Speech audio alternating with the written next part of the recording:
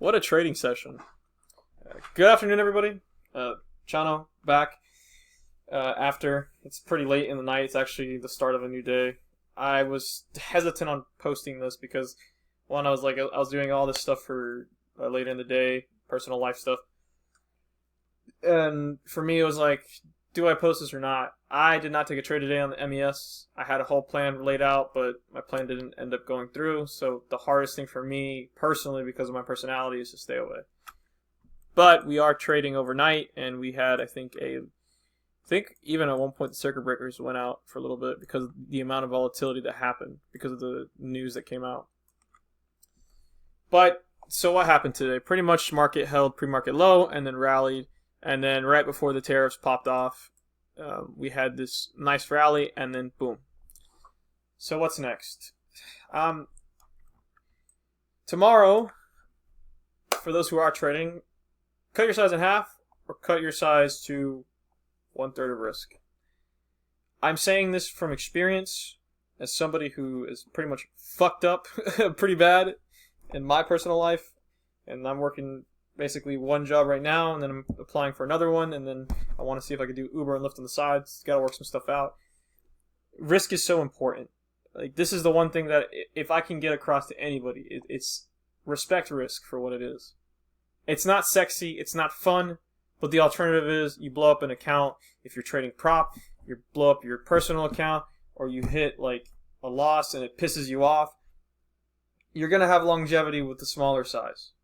The name of the game in trading is longevity.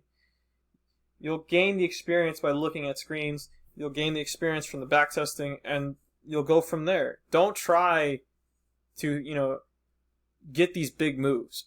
Tomorrow, there's going to be so many people on Twitter talking about, oh, I want to get this big move, and then they blow up their account, and they'll stay silent about it, right? It's something else, like, down the road I want to talk about, too, on Twitter, is like this P&L porn nonsense.